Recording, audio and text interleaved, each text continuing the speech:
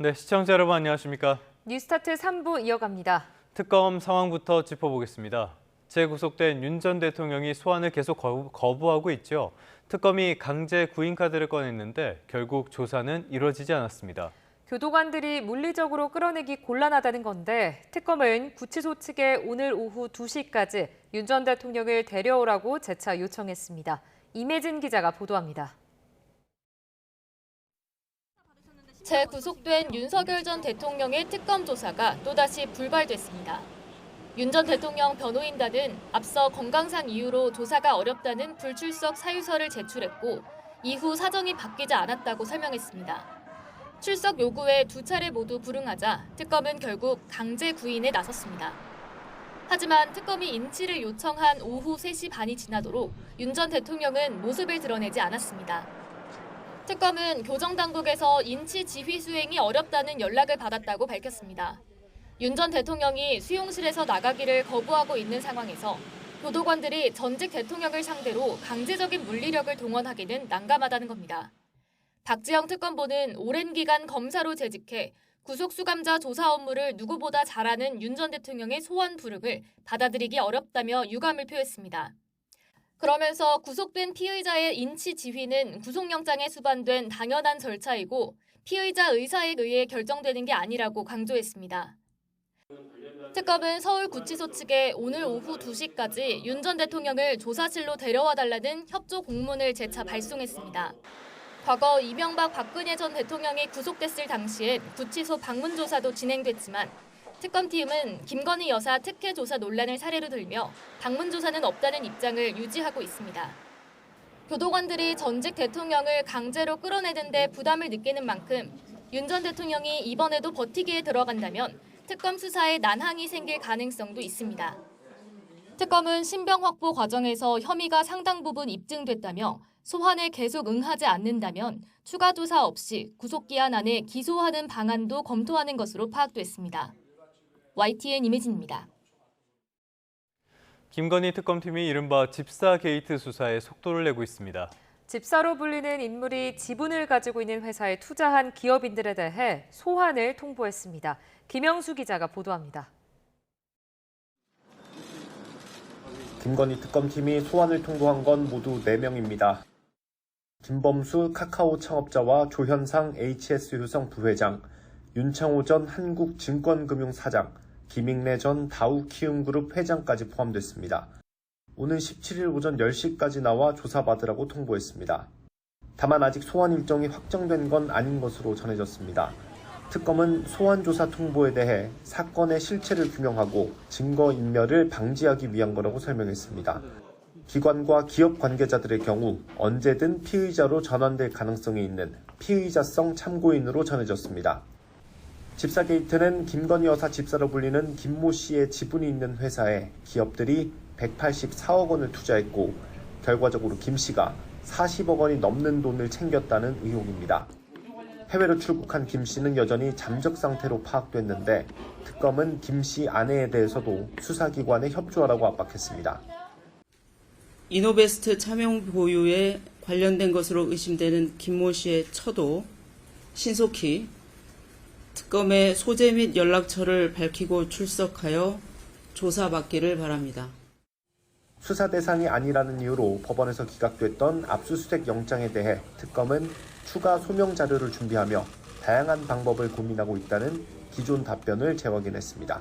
YTN 김영수입니다.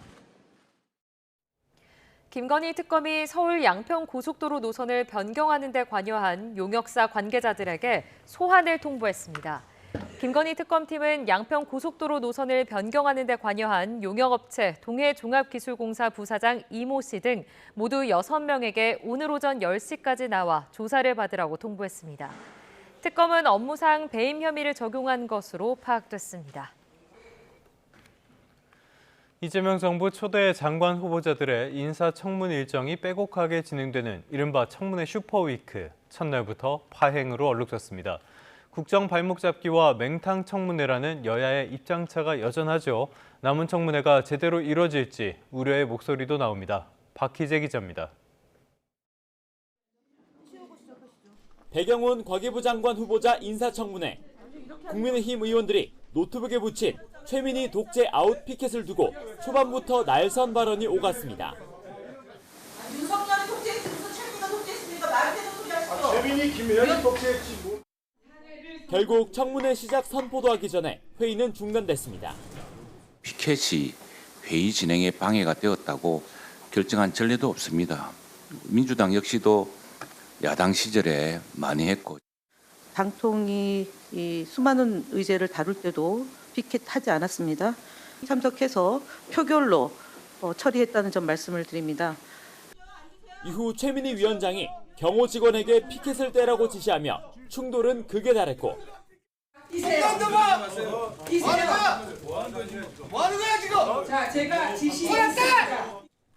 결국 장관 후보자를 상대로 한 질의는 오후가 되어서야 시작됐습니다. 전재수 해양수산부 장관 후보자 청문회에서 여야는 후보자 전문성 등을 두고 신경전을 펼쳤습니다. 쟁점으로 떠오른 해양수산부 부산 이전 문제와 관련해 부산 지역 유일한 여당 의원인 후보자의 부산시장 출마 여부도 도마 위에 올랐습니다. 올해 안에 해수부를 부산으로 이전하고 그걸 업적 삼아가지고 부산시장 출마하시는 거 아니냐라는 세간의 얘기들이 있어요. 이재명 정부의 내년 지방선거 전략 아니냐라는. 내년 부산시장 선거 출마를 생각할 기회이 없습니다. 출마 선언으로 봐도 내는 데 집중하도록 하겠습니다. 후보자님 불출마 선언이라고 봐도 됩니까? 의원님 세상 일을 단정적으로 말씀하실 수가 없겠지 않습니까? 불출마. 여야는 청문회 전국을 고리로 한 여론전도 이어갔습니다. 국민의힘은 당선 후 여가부, 이진숙 교육부 장관 후보자 등 5명을 거론하며 무자격 오적이라고 압박 수위를 끌어올렸고 맹탕 청문회를 만들어서 하루만 버티면 된다는 식의 김민석 스타일 침대 축구 전술을 더불어민주당은 능력 중심의 검증을 강조하면서 야당의 공세는 선동이자 국정 발목 잡기라고 반박했습니다. 구태의연한 카더라식, 막무가내식 인신공격과 음해, 돈 없는 국정 발목 잡기에는 단호하게 대처하겠습니다. 청문회 주간 둘째 날인 15일에는 안규백 국방부 장관 후보자를 비롯한 5명이 검증대에 오릅니다. 강대강 대치의 도돌이표가 될 거란 전망 속에 도덕성과 정책 역량 검증이란 청문회 본연의 기능을 수행할 수 있을지 우려도 적지 않습니다. YTN 박기재입니다. 이른바 인사청문 슈퍼위크 이틀째인 오늘 여야는 권오울 국가보훈부 장관 후보자를 포함한 5명에 대한 검증을 이어갑니다. 국회는 오늘 오전 10시부터 권오울 국가보훈부 장관 후보자와 한성숙 중소벤처기업부 장관 후보자, 김성환 환경부 장관 후보자, 안규백 국방부 장관 후보자, 임광현 국세청장 후보자 등에 대한 인사청문회를 진행합니다. 오늘 청문회에선 권오울 후보자가 과거 배우자의 가게에서 보건증과 근로계약서, 근로일지 없이 수천만 원 급여를 받았다는 논란 등이 쟁점이 될 전망입니다. 도덕성과 적격성 논란이 불거진 일부 후보자에 대한 이재명 대통령의 고민도 깊어지고 있습니다. 아직은 전원 통과 기류가 우세한데요. 부정적인 여론이 확산한다면 결단을 내릴 수도 있습니다. 정인용 기자입니다. 대통령실은 강선우 여성가족부 장관 후보자 등 같은 날 진행된 인사청문회 4건에 대한 평가에 말을 아꼈습니다.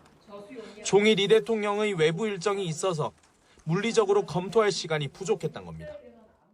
다 끝나고 나서 전체적인 흐름을 봐야지 입장도 낼 수 있고 거기에 대한 반응도 나오지 않을까. 지금은 너무 빠르다라는 생각이 좀 듭니다. 네. 하지만 갑질 의혹으로 논란의 중심에 선 강선우 후보자 등을 둘러싼 여론을 의식해 신중한 모습을 보인 거란 해석이 나옵니다. 실제로 대통령실 안팎에서는 각 후보자의 의혹이 임기 초반 새 정부의 국정 운영에 부담을 주진 않을지 우려하는 분위기가 감지됩니다. 대통령실 내 인사청문 TF를 주도하는 정무수석이 공개적으로 국민 눈높이를 언급하기도 했습니다. 어떤 경우는 국민들 눈높이에 좀 안 맞는 일이 있었구나 하는 그런 분들도 있는데요. 청문회가 끝난 이후에 국민 여론들을 종합적으로 검토해볼 그런 생각입니다. 최근 이재명 대통령과 만난 보수 논객은 한 발 더 나가 일부 후보자의 의혹에 대한 이 대통령의 고민을 전하기도 했습니다. 이 대통령이 논문 표절 의혹 등이 불거진 이진숙 교육부 장관 후보자를 두고 직접 추천하지 않았지만 조금 유감이라고 언급했다는 정규재 전 주필의 주장이 나온 겁니다. 낙마까지 염두에 둔 확정적 표현은 아니었다는 취지로 정전준필은 설명했지만 그만큼 이 대통령의 고민이 깊다는 방증으로도 분석됩니다. 물론 현재까지는 초대 내각부터 야당에 밀리면 안 된다는 목소리가 대통령실 내에서는 우세합니다. 대통령실 고위 관계자는 YTN에 장관으로 직을 수행 못할 정도의 의혹들인지 살펴야 하고 아직 내부적으로 이상 기류는 없다고 강조했습니다. 장관 후보자 19명 중 낭만은 없다는 애초 목표가 바뀌지 않았다는 의미로 읽히는데 일각에선 여론이 더 나빠질 경우 일부 후보자는 지명 철회나 자진 사퇴를 유도할 가능성을 완전히 배제할 수 없다는 관측도 나옵니다. YTN 정인용입니다. 도널드 트럼프 미국 대통령이 앞으로 50일 이내에 우크라이나와 휴전 협상에서 성과가 없을 경우 러시아에 대해 매우 심각한 관세를 부과하겠다고 밝혔습니다. 트럼프 대통령은 현지 시각 14일 백악관에서 마르크 리터 북대서양조약기구 사무총장과 만난 자리에서 합의가 이뤄지지 않으면 러시아에 100%의 관세를 부과하겠다고 말했습니다. 또 러시아의 원유를 구매하는 국가에는 2차 관세를 부과한다고 밝혔습니다. 트럼프 대통령은 또 우크라이나를 지원하기 위해 패트리엇 미사일 시스템과 배터리를 나토에 보낼 것이라며 나토와 우크라이나에 무기를 공급하기 위한 협상을 타결하겠다고 설명했습니다.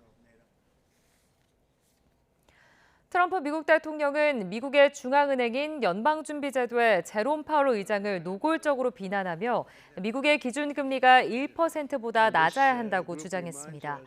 트럼프 대통령은 백악관 오찬 행사 연설에서 경제는 화랑이고 기업 신뢰도는 급등했다며 소득은 증가하고 물가는 하락했으며 인플레이션은 없어졌다고 주장했습니다.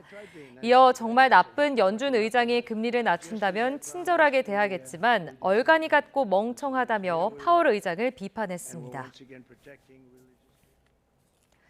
독일과 영국에 이어 군비 증강 대열에 합류한 프랑스가 대혁명 기념일 열병식에서 국방력 재건을 과시했습니다. 7천여 명이 수도 파리 중심부를 행진하는 초대형 행사인 만큼 수개월 동안 연습을 반복했지만 예상치 못한 돌발 사고들도 발생했습니다. 홍주혜 기자입니다. 프랑스 최대 국경일인 대혁명 기념일을 앞두고 마크롱 대통령이 국방력 강화 방안을 발표했습니다. 국방 예산을 오는 2027년까지 640억 유로, 우리 돈 103조 원으로 늘리겠다고 밝혔습니다. 러시아의 우크라이나 침공과 미국의 갈짓자 대응을 거론하며 스스로 힘을 키워야 한다고 강조했습니다. Pour être libre dans ce monde, il faut être craint. Pour être craint, il faut être puissant. 프랑스 대혁명 기념일 당일인 14일 파리의 중심 샹젤리제 거리에선 예년처럼 대규모 열병식이 열렸습니다. 트럼프 미국 대통령이 집권 1기 때 참관했다가 크게 감명받았다는 바로 그 행사입니다. 올해는 프랑스 라팔 전투기를 꾸준히 사고 있는 인도네시아가 주빈국으로 초청받았습니다. 그러나 군인 7천여 명과 말 200여 마리를 동원하고 전국에 생중계된 열병식에선 크고 작은 촌극이 벌어졌습니다. 경비대 기병연대 대열에서 이탈해 기병 없이 홀로 달리는 말 한 마리가 보이고 다른 말은 길 위를 미끄러지며 넘어지기도 합니다. 하관생도 행렬 속 장교 후보생의 귀에서 피가 흐르는 장면도 포착됐습니다. 들고 있던 검에 실수로 귀를 벤 것으로 추정되는데 이 후보생은 흔들림 없이 행진을 마무리했습니다. YTN 홍주혜입니다.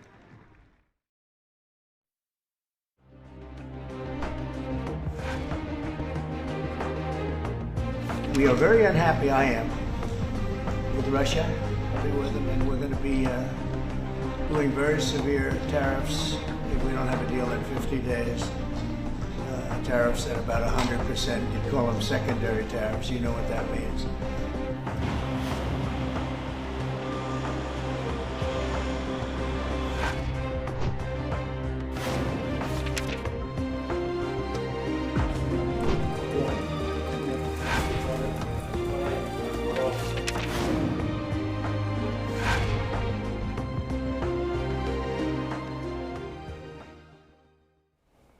네, 이번엔 경제 소식 자세히 짚어보도록 하겠습니다. 오늘 스타트 경제 최상미 이화여자대학교 경영학부 교수와 함께합니다. 어서 오세요. 어서 오십시오, 교수님. 간밤에도 트럼프의 관세와 관련된 이야기가 나왔어요. 지금까지는 우크라이나를 그렇게 박대하더니 간밤에는 러시아 쪽의 공격에 수익 화살을 돌렸는데요. 관세를 압박하도록 꺼내들었어요. 100% 이야기 나오던데 어떤 이야기들 하고 있습니까? 네, 그래서 보시면 트럼프 대통령이 13일 날 마르크 루터 나토 사무총장하고 회담한 자리에서 이제 50일 이내에 러시아가 우크라이나에 대한 공습을 중단하지 않으면 러시아에 대해서 최대 100%에 달하는 혹독한 관세를 부과하겠다라고 밝힌 거거든요. 관세율 100%는 보면 거의 무역 단절 수준의 경제 제재라고 보이고요. 그래서 트럼프가 여기에 더해서 이제 러시아산 원유 수입국에 대한 2차 관세도 부과하겠다고 경고를 한 건데요. 이게 이제 러시아랑 무역하는 제3국, 중국, 인도, 헝가리 등에도 관세를 물리겠다 이런 내용이거든요. 그래서 이게 보면 과거 금융 제재 중심의 전략에서 무역 압박으로 전환된 경제형 외교 압박이다 이렇게 보여집니다. 지금 이런 상황에서 다음 달부터 관세 30% 통보를 받은 이 유럽연합 EU도 협상 전략 재정비에 들어갔죠. 어떤 상황인지 좀 짚어주시죠. 네, EU도 이제 여기에 대해서 즉각 반응을 했는데요. 트럼프가 다음 달 1일부터 이제 EU하고 멕시코에 30%에 달하는 관세 부과를 예고를 했잖아요. 그래서 이에 대해서 EU가 이제 통상장관 대책 회의를 열었는데 절대 수용할 수 없다라는 입장을 공식화했다고 보이거든요. 그래서 현재 보복 관세 리스트에는 미국산 항공기, 자동차, 의료기기가 포함되어 있습니다. 그래서 2차 보복 조치의 규모가 720유로, 한화로 약 116조 원에 달하고 있습니다. 그래서 다음 달 초까지는 일단 협상에 집중을 하겠지만 협상이 결렬되면은 바로 집행할 수 있도록 이제 준비를 마친 상태다 이렇게 보여집니다. 참 이 트럼프의 관세 전략 이해하기가 어려운 게 적대국에 대해서는 별로 이야기 안 하면서 동맹국과 우호국만 이렇게 강하게 압박하는 게 잘 이해가 안 되는 상황이거든요. 이게 우리 쪽으로도 이런 압박이 오고 있는데요. 우리 정부가 농산물 시장을 추가 개방할 가능성 이런 것들을 공식적으로 언급했다고요? 네, 그래서 우리 정부도 미국과의 통상 협상에 있어서 이제 농산물 시장 추가 개방을 전략적인 카드로 검토 중에 있다 이렇게 밝혔고요. 그래서 여한구 통상교섭본부장은 지난주에 농산물 분야도 산업 경쟁력, 소비자 편익 측면에서 전략적으로 볼 필요가 있다 이렇게 밝혔거든요. 그래서 협상의 큰 틀 안에서는 비관세 장벽은 만들지 않겠다고 또 밝혔습니다. 그래서 현재 보면 미국이 한국에 요구하는 개방 항목은 30개월령 이상 쇠고기 수입 제한 철폐, 블루베리, 체리, 딸기 등 과일류에 대한 검역을 완화하는 거, 그다음에 LMO, 유전자 변형 작물에 대한 수입을 확대하는 거, 쌀 시장 추가 개방이 있습니다. 그래서 이번 주 중으로 국내 협상안 초안이 이제 마련될 예정이고요. 관세 대신 농산물 개방이라는 전략적 카드 교환, 이게 유력하다는 분석이 나오고 있습니다. 네, 그렇군요. 자, 이번에 지금 뉴욕 증시도 좀 살펴보도록 하겠습니다. 3대 지수 모두 상승 마감했는데요. 어떻게 보셨습니까? 이게 보면 이제 트럼프 대통령이 관세 가지고 멕시코나 유럽연합에도 30% 부과한다고 밝혔는데도 보면 증시가 저가 매수에 힘입어가지고 강세로 전환됐다 이렇게 보이는데요. 그래서 악재도 불확실성을 해소했다라고 시장이 이렇게 해석을 하고 강세의 재료로 삼는 배드이지굿 장세다 이렇게 보이고요. 말씀드렸듯이 88.14포인트 다우존스가 올랐고요. S&P 500도 전장보다 8.82% 이제 상승했습니다. 그래서 이게 보면 뉴욕 증시가 다양한 나쁜 소식에 관세 관련해서 크게 개의치 않았는데 이게 이제 시장에서는 8월 1일까지 이제 관세 협상에 대한 기한이 남은 데다가 실제 협상을 하게 되면은 관세율이 그보다 낮을 것으로 보는 분위기가 전해지지 않았나 이렇게 보고 있습니다. 알겠습니다. 8월 1일 이야기하고 있지만은 교수님 말씀하신 것처럼 월가 쪽에서는 역시 트럼프는 치킨이니까 겁쟁이니까 결국에는 이대로 하지 않을 것이다라는 분위기도 좀 있는 것 같아요. 이번에는 국내로 와보도록 하겠습니다. 국내 지금 부동산 시장 이게 굉장한 이슈가 이어지고 있는데요.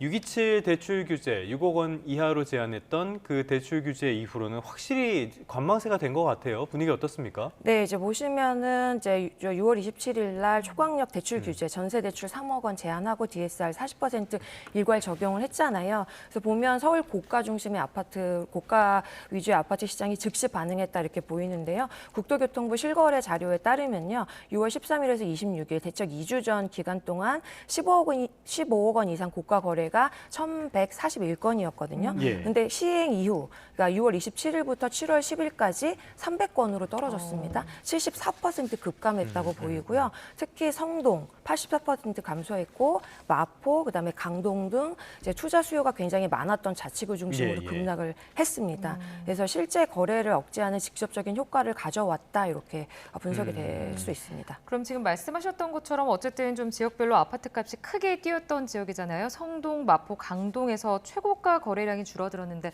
당장 집값이 좀 잡혔다 이렇게 좀 봐야 될까요? 그런데 이제 보면 또 네. 서울 외곽을 보면요. 최근에 뭐 하수구, 탄광총 이런 얘기가 네. 나오는데 풍선 효과가 나타나고 있다고 보이고 있거든요. 그래서 보면 하수구 탄광촌이 뭡니까? 이게 이제 커뮤니티에서 뭐 나오는 말인데 부동산 커뮤니티에서 하남, 수지, 구성남을 하수구라고 얘기하고요. 동탄, 광명, 평촌을 탄광촌이라고 부르면서 이제 그 서울 시내 말고 투자 대체제로 이제 부상하고 있는 지역이고요. 보시면은 용인 수지구 같은 경우 아파트 3층 아파트 값이 2.68% 상승을 했어요. 그래서 광명시랑 동탄도 거래량이 굉장히 급증하고 있는 상태고 호가도 오르고 있습니다. 그래서 이 정부가 이들 지역에 대해서 규제 지역 추가 지정 여부를 지금 검토하고 있는 중이고요. 예. 7월 중에 주거정책심의위원회에서 안건이 논의될 가능성이 크다고 분석되고 있습니다. 네. 하수구, 탄광촌. 참 이름들도 잘 짓는 것 같아요. 처음 들어봤는데. 그런데 말씀해 주신 것처럼 이런 지역들을 보면은 다 서울 외곽 쪽에 있는 그런 곳들이란 말이에요. 네네. 확실히 풍선 효과가 나타나고 있다라고도 볼 수가 있겠는데 네네. 지난번에 이재명 대통령이 했던 기자회견에서 당시에 이번 규제는 맛보기에 불과하다 이런 이야기가 있었거든요. 네네. 어떤 추가 규제 같은 것들 어떤 게 나올 것으로 예상해 볼 수 있을까요? 네, 그러니까 현재 거론되는 추가 규제 내용을 좀 보면은 전세 담보 대출에 대한 한도를 예. 추가로 축소하는 거. 그다음에 DSR 40%가 초과되게 되면 전세 대출에 대한 신규 갱신을 불가하게 하는 거. 그다음에 스트레스 DSR을 도입해서 금리가 뭐 2%, 3% 인상 가정하고 DSR 적용해서 대출 승인 여부를 결정하는 등의 내용이 이제 있는데요. 예. 정부는 공식적으로 검토한 바는 없다고 밝힌 상태지만 시장에서는 앞으로 아주 강력한 금융 규제가 추가될 수 있다라는 이제 불안감하고 기대가 공존하는 상황이라고 볼 수 있습니다. 알겠습니다. 자, 이번에는 이 해킹 사태가 불거졌던 SK텔레콤 사태 좀 짚어보도록 하겠습니다. 위약금 면제 조건이 어제부로 종료가 됐습니다. 아무래도 이제 대대적인 고객 유치 행사에도 불구하고 지금 해킹 사태 이후에 가입자 순감 규모가 60만 명이 넘었다고 지금 집계가 됐습니다. 네. 네. 그래서 말씀하신 바와 같이 SKT에 대한 이제 점유율이 고객 이탈 때문에 60만 명, 지금 4월에는 40.08% 점유율이었는데 현재 보면 38% 수준으로 하락했습니다. 그래서 이탈 고객이 KT와 LG, U+로 각각 이제 유치한 것으로 집계가 된 상태입니다. 네. 알겠습니다. 이렇게 실제로 이탈이 일어나고 있는 상황. 교수님은 휴대폰 어디 쓰십니까? 네, KT 쓰겠습니다. KT. 많은 분들이 이제 이번 해킹 사태를 겪으면서 대처나 이런 부분에 불만이 많고 하다 보니까 옮기는 거를 많이 생각을 하고 계시는 것 같아요. 네. 실제로 SK텔레콤의 이동통신 점유율은 40%대로 해서 강력한 일강 그리고 이중 체제를 계속 이어왔잖아요. 이번 사태로 가입자 유치 경쟁 더 치열해질 가능성도 있다고 얘기가 나오는데 네. 다른 요인들도 있는 것 같아요. 어떤 것들이 있습니까? 보면은 이제 갤럭시 이제 새로운 제품들이 Z 폴드 7하고 플립 7이 7월 15일 날 사전 예약을 받고 있고요. 그다음에 더 중요한 게 단말기 유통법, 단통법이라고 불렀잖아요. 이게 이제 7월 22일부로 폐지가 됩니다. 단통법이 폐지가 되면은 통신사의 공시지원금 제도가 종료가 되는 거고요. 이렇게 되면 대리점하고 판매점의 추가 지원금의 상한액이 사라지게 되기 때문에 보조금에 대한 무한 경쟁 시대가 열린다 이렇게 볼 수 있고요. 그다음에 이제 SKT도 이탈된 고객을 유치하기 위해서 8월에 요금을 50% 할인하는 이제 그 마케팅을 하고 있고 매월 50GB를 제공하고 12월까지 멤버십 혜택을 확대하는 이제 이런 카드를 꺼내 들었고 KT랑 LG도 보안 강화랑 스마트 요금제로 공세 중입니다. 그래서 보시면 7월하고 8월까지 통신 시장 점유율 변동의 핵심 분기점이 되는 이제 기간이다 이렇게 분석이 됩니다. 네. 알겠습니다. 여기까지 들어보도록 하겠습니다. 오늘 스타트경제 최상미 이화여자대학교 경영학부 교수와 함께했습니다. 오늘 말씀 고맙습니다. 맞습니다.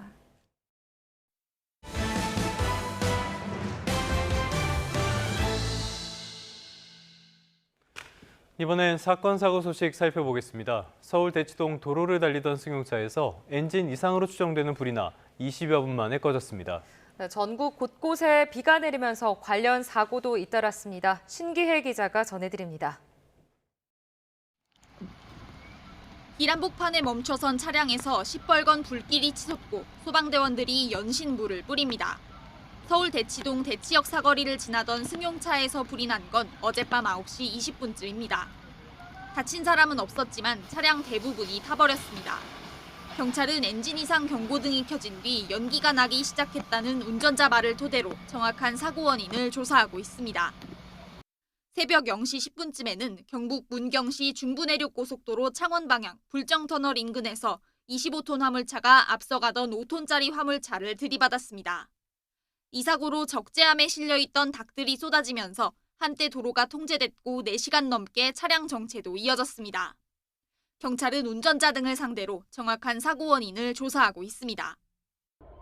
터널 안에서 화물차 한 대가 옆으로 넘어져 있습니다. 어젯밤 9시 10분쯤 경기 광주시 제2중부고속도로 동서울 방향 광지원 터널에서 빗길 미끄러짐 추정 사고가 발생한 겁니다. 이 때문에 60대 화물차 운전자가 다쳐 병원에서 치료를 받았으며 사고 여파로 터널 일부 차선이 50여 분 동안 통제됐습니다. 앞서 오후 6시쯤에는 경남 진주시 남해고속도로 부산 방향 진성나들목 인근에서 연쇄 추돌 사고가 발생했습니다. 고속도로에 멈춰있던 승용차를 뒤따르던 SUV가 먼저 들이받았고 이후 차량 3대가 서로 부딪혔습니다. 이 사고로 화재가 발생해 3명이 다쳤고 차량 2대도 타버렸습니다. 경찰은 승용차가 빗길 사고로 고속도로에 정차한 상황에서 뒤따르던 운전자들이 이를 확인하지 못해 추돌 사고로 이어진 것으로 보고 있습니다. YTN 신기혜입니다. 휴대전화 판매점 사장이 SK텔레콤 해킹 사태로 인한 고객 불안을 악용해서 사기 행각을 벌이다가 붙잡혔습니다. 네, 유심 교체와 기기 변경을 해준다며 금융인증서 비밀번호를 알아낸 뒤 고객 통장에서 수억 원을 빼돌렸는데요. 이 돈은 불법 도박에 탕진한 것으로 조사됐습니다. 오승훈 기자의 단독 보도입니다. SK텔레콤을 이용하던 A씨는 지난달 14일 가족들과 함께 집 근처 휴대전화 판매점을 찾았습니다. 해킹 사태로 인해 유심을 바꾸기 위해서였는데 아예 휴대전화를 교체해야 안심할 수 있다는 판매점 사장 권유에 기기 변경을 결정했습니다. 기존 데이터를 새 휴대전화로 옮겨주겠다는 말에는 별 의심 없이 휴대전화 비밀번호도 알려줬습니다. 휴대폰에 보면 잠금장치라든지 저를 인증하는 그런 인증번호 6자리가 필요한데 그 인증번호가 있어야지만 이게 넘어간다고 그 대전 사장이 저희를 속인 거죠. 알고 보니까. 그런데 판매점 사장 이모 씨는 알려준 비밀번호로 A씨 앞에서 태연하게 은행 앱 접속을 시도했습니다. 휴대전화와 금융인증서 비밀번호가 같은지 확인한 것으로 보이는데 결국 통장에 있던 돈은 물론 A씨 명의로 대출까지 받아 1억 원 넘게 빼갔습니다. 카드 결제도 안 되고 뭐 금융거래 다 정지를 해버리니까 당장 밥에 나가서 밥 사 먹을 돈도 없고 그러니까 엄마 이거 무슨 일이 하면서 진짜 막 울면서 지냈어요. 70대 B씨도 같은 판매점에서 사장 E씨에게 1억여 원을 뜯겼습니다. B씨에게도 기기 변경을 권유했고 은행 앱을 옮겨주겠다며 신분증과 금융인증서 비밀번호를 요구했습니다. 그 있어야 요새 복잡하니까 이게 핸드폰 이거 정리를 깨끗이 잘 해놔야지. 안 그러면 큰일 난다면서 범죄자들이 있으니까 빼놓고 또 다시 넣어준다고. 피해자들이 방문했던 휴대폰 매장입니다. 보시는 것처럼 이렇게 현재는 문이 굳게 닫혀 있는데요. 매장 앞 유리에는 어르신 요금 최대 반값 할인이라는 문구를 내걸고 고객들을 유인했습니다. 판매점 사장 20대 E씨가 이런 수법으로 빼돌린 돈은 모두 2억 7천여만 원. 피해자는 7명에 달하는 것으로 조사됐습니다. 이 씨는 경찰 조사에서 피해자들에게서 가로챈 돈을 불법 인터넷 도박 자금으로 탕진했다고 진술했는데 현재 구속 상태로 오는 25일 서울 남부지방법원에서 첫 재판을 앞두고 있습니다. YTN 오승훈입니다. 특검 진행 상황 이번엔 조금 더 깊이 들여다보겠습니다. 내란 특검의 소환에 불응한 윤 전 대통령에 대한 1차 강제 구인 절차가 무의로 돌아갔습니다. 네, 특검은 서울구치소 측에 오늘 오후 2시까지 조사실로 데려오라고 다시 지휘했는데요. 수용실 버티기에 들어간 윤 전 대통령이 움직일지 미지수입니다. 특검 수사 상황 오늘 허주한 변호사 연결해서 짚어보겠습니다. 나와 계시죠? 네, 안녕하세요. 허주한입니다. 네, 변호사님 안녕하십니까? 구속 수감 이후에 내란 특검 소환에 계속 불응하고 있어요. 어제는 강제 구인 절차도 있었는데 무의로 돌아갔습니다. 상황 어떤 상황입니까? 지금 내란 특검 측에서 윤석열 전 대통령을 2차례 소환 통보를 했는데 불응을 했고 심지어 강제인치 지휘 공문까지 서울구치소로 보냈음에도 불구하고 윤 전 대통령이 수용실에서 나가기를 거부하는 바람에 구치소 측에서도 전직 대통령이라는 신분 등을 고려했을 때 강제적인 어떤 물리력을 행사하기 어려운 상황이다. 이렇게 난색을 표했습니다. 그래서 지금 내란 특검 측에서는 한 번 더 인치지휘 공문을 내려보내고 15일 오후 2시까지 인치하도록 지휘한 상황인데요. 그런데 만약에 계속해서 버티기에 들어간다라고 하면 구치소에서도 이 물리력을 강제적으로 동원하는 것이 현실적으로 쉽지 않은 한계점이 있기 때문에 특검 측에서 실질적인 물리력 동원까지 직접적으로 나아가면서 강하게 밀어붙일지 이 부분이 좀 주목되고 있는 상황입니다. 그 강제 구인 방식을 보면 구치소 측에 협조 공문을 보내는 형식으로 알고 있는데 기본 절차가 그렇게 돼 있는 겁니까? 예, 그렇습니다. 일단 지금 윤 전 대통령은 구치소에 수용된 상태이기 때문에 신병 관리가 구치소의 관하에 들어가 있는 상황입니다. 구속이라고 하는 것은 영장에 의해서 신체의 자유를 제한하는 것이고 물론 구속영장의 효력 안에 구인의 효력도 포함이 되어 있습니다. 그런데 구인이라고 하는 것은 이 피해자나 피고인을 일시적인 장소로 물리력을 동원해서 옮기는 행위이거든요. 그런데 이게 형집행법이라든가 형사소송법의 관련 규정을 종합해서 판단을 해보면 수사기관이 구속된 피의자를 신문을 위해서 인치할 필요가 있는 경우에는 구속영장의 효력에 의해서 구치소장에게 인치 지휘를 하도록 되어 있습니다. 그래서 이거를 협조 공문이라는 형태로 내려보내서 실질적인 인치 집행, 그러니까 물리력을 동원해서 이 끌어내는 그리고 호송하는 절차 자체는 구치소에 실질적으로 구치소 인력이 담당을 하게 되는 것이고요. 이것을 검찰이 지휘를 하는 그런 형식으로 이루어지는 것이 맞습니다. 그러면 그 과정에서 강제로 하는 게 어려운 경우들도 있다. 그런데 만약에 제가 지금 구치소에 있다고 가정을 하면은 제가 이렇게 거부를 해도 나오지 않을 수 있고 버틸 수 있는 겁니까? 이게 사실 이렇게까지 하는 경우가 굉장히 드뭅니다. 그래서 지금 구치소 측에서도 이걸 현실적으로 물리력을 행사할 수 있을지에 대해서 상당히 난색을 표하고 있는 상황이라는 생각이 드는데요. 그건 전직 대통령이라서 그런 건가요? 전직 대통령이라서 그럴 수도 있고 일반 피해자인 경우에도 사실상 물리력을 동원해서 억지로 쉽게 말하면은 양팔 양다리를 잡고 끌어내오는 것인데 이게 피해자의 인권 문제라든가 이런 것들이랑도 굉장히 직접적으로 영향이 있을 수 있는 부분이기 때문에 일반적인 피해자의 경우에도 강제적인 물리력을 동원해서 억지로 끌어내는 절차까지 한다는 것이 사실상 드문 일인데다가 전직 대통령이라는 신분까지 더해지니까 구치소 측에서는 상당히 어려움을 표하고 있는 상황이라는 생각이 듭니다. 사실 이게 거듭 말씀드리지만 일반적인 경우가 아닙니다. 물론 법률적으로야 이 구속영장의 효력에 의해서 인치의 효력이 있다라고 하면 인치라고 하는 것은 나오지 않을 때 이 사람의 신병을 강제로 옮기는 것까지 포함한다고 해석할 여지가 충분합니다. 그래서 수용실에서 나오기를 거부를 한다라고 하면 강제 인치의 절차의 일환으로 끌어내는 것도 이론적으로는 가능할 여지가 있습니다만 현실적으로는 말씀드린 이유들 때문에 좀 어려운 것이 사실이고요.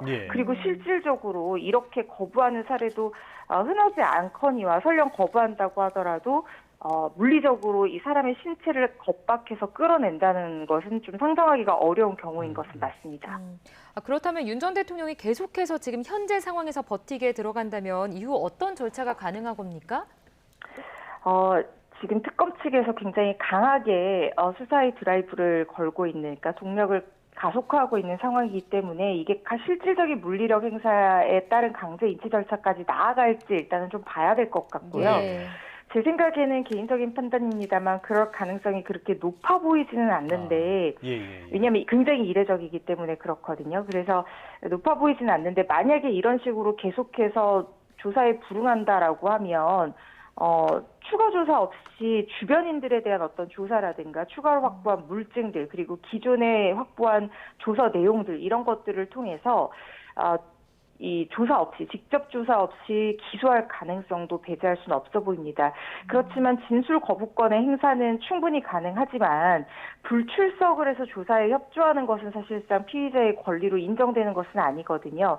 그리고 제가 실무상 경험해 보다 보면 변호인이 선임되어 있고 수사 내용에 대한 파악이 이루어져 있는 상태에서 무조건적인 진술 거부권 행사는 피의자에게 불리하게 작용했던 사례들이 비교적 많았습니다. 그렇기 때문에 윤 전 대통령 측에서도 적극적으로 수사에 임해서 방어권을 행사하는 전략을 한 번 더 고려해 볼 필요도 있지 않나 싶습니다. 알겠습니다. 지금처럼 버티기를 하는 게 과연 전직 대통령의 품격에 맞는 일인지 좀 의문이 들긴 하는데요. 이런 것들은 시청자분들의 판단에 맡기기로 하겠고요. 내란 특검의 외환죄 수사도 급물살을 타고 있는 것 같아요. 압수수색을 많이 진행을 했다고 하는데 일반 이적죄가 기재가 됐다고 합니다. 이게 외환죄 적용이 어려워서 그런 건가요? 아니면 혐의가 아직 명확치 않아서 그런 건가요? 보통 이런 오해들을 좀 하시는 경우들이 있는데요. 그러니까 이게 일반인의 관점에서는 상당히 헷갈릴 수 있는 부분인데 우리가 외환죄라고 하면 상당히 포괄적인 개념을 얘기를 하는 거거든요. 형법 제2장의 외환의 죄라고 포괄적으로 외환의 죄 전반에 대해서 규정을 하고 있고 여기에 외환 유치죄 외에 7개의 구체적인 죄명으로 기재가 되어 있습니다. 그 구체적인 세부 죄명 안에 일반 이적죄가 포함이 되어 있는 형태로 구성이 되어 있거든요. 그렇기 때문에 사실상 영장에 일반 이적죄가 기재가 됐다고 하는 것은 더 넓게 본다고 하면 외환죄를 사실상 일단은 적용해서 압수수색을 했다는 얘기고 앞으로 최종적으로 기소할 혐의도 외환죄가 적용이 되어서 기소될 가능성이 상당히 높지만 이것이 실질적으로 입증할지는 또 별개의 문제기는 하거든요. 지난번 인터뷰 때 말씀드린 것처럼 적국의 성립 여부라든가 아니면 이 어떤 통모나 군사적인 이익의 공여의 입증 문제 이런 것들이 남아있는데 최근에 상당히 유의미한 판례가 하나 나온 게요. 중국인들이 우리나라에 들어와서 드론으로 불법 촬영한 그 죄에서 일반 이적죄가 적용이 된 판례가 나왔습니다.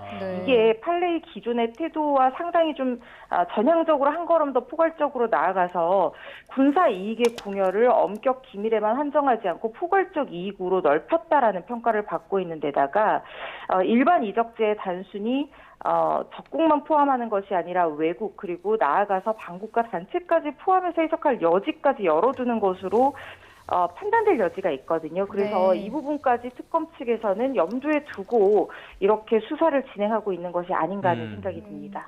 알겠습니다. 내란 특검에 이어 다른 특검 상황도 좀 짚어보도록 하겠습니다. 김건희 특검 어제 국토부 등 10여 곳에 대해서 대대적인 압수수색이 이뤄졌는데 관련 상황도 짚어주시죠.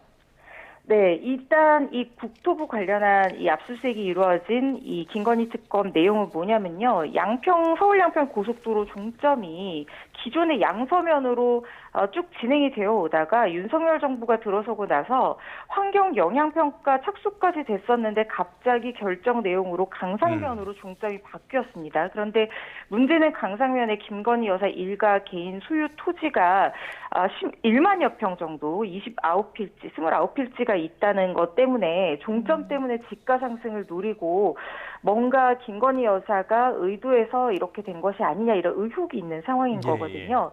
이 압수수색이 진행이 됐는데 아마 이 수사는 원희룡 전 국토부 장관과 김성교 의원까지도 확대될 가능성이 상당히 높아 보입니다. 지금 일단은 피의자 신분은 아니고 출국 금지 조치만 이루어져 있는 상황이기는 합니다만 이 의혹을 밝히는 과정에서 결국에는 김건희 여사의 개입이 있었는가를 판단을 하기 위해서 이번 압수수색도 이루어진 것이고, 특히 지금 국토부 측에서 먼저 요청을 해서 변경이 이루어졌다. 아니다. 양평군 측에서 먼저 변경 요청을 했다. 이게 의혹이 엇갈리고 있는 상황이거든요. 예. 당시 김성교 의원은 양평 군수였기 때문에 원희룡 전 장관과 김성교 의원이 같이 소환 조사가 피의자 신분으로, 적어도 최소한 참고인 신분으로는 이루어질 가능성이 상당히 높아 보이고요. 혐의점이 발견이 된다면 피의자 신분 전환 가능성도 배제할 수 없습니다.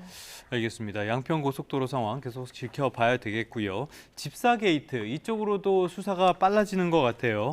김범수 카카오 창업자를 비롯해서 기업인들에게 줄 소환을 통보를 했는데 피의자성 참고인이라고 합니다. 이건 무슨 얘기입니까?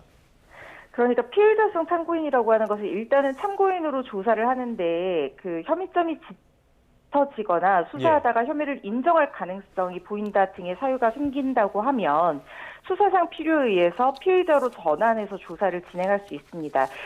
이때 일단 조사를 중단하고 피의자 조사로 전환한다는 고지를 명확히 해야 하고요. 피의자 조사에 필요한 진술 거부권이라든가 변호인 선임권 같은 것들을 고지한 다음에 충분히 방어권을 보장하고 피의자 조사로 나아갈 수 있는 상황인데, 피의자로 전환할 가능성이 상당히 높을 때 이렇게 형식상으로는 참고인이지만 실질적으로는 피의자로 취급하는 피의자성 참고인이라는 실무상 용어를 쓰기도 합니다. 지금 소환된 기업인들이 김건희 여사의 집사로 알려진 김모 씨의 렌터카 업체가 사실상 자본 잠식 상태임에도 불구하고 이런 거대 기업들이 무려 184억 원을 투자를 했거든요. 이 투자의 계기가 실질적인 어떤 사업성을 판단한 것이 아니라 김 여사와 가까운 김모 씨의 어떤 관계성을 보고 당시 검찰 수사 등 현안을 해결하기 위해서 일종의 대가성으로 이렇게 투자를 한 것이 아니냐, 이런 의혹을 들여다보고 있는 상황인데, 문제는 뭐냐면 영장이 기각이 됐습니다. 왜냐하면 이 특검의 어떤 규정된 수사 대상이 직접적 포함 대상은 아니거든요. 그래서 김건희 여사와의 연관성을 좀 더 구체화하는 작업이 필요한 상황으로 보이고, 그렇기 때문에 피의자 신분이라기보다는 일단은 참고인 신분으로 소환한 상태라는 생각이 듭니다. 네, 알겠습니다. 여기까지 듣겠습니다. 특검 수사 상황 허주연 변호사와 함께 짚어봤습니다. 오늘 말씀 고맙습니다. 감사합니다.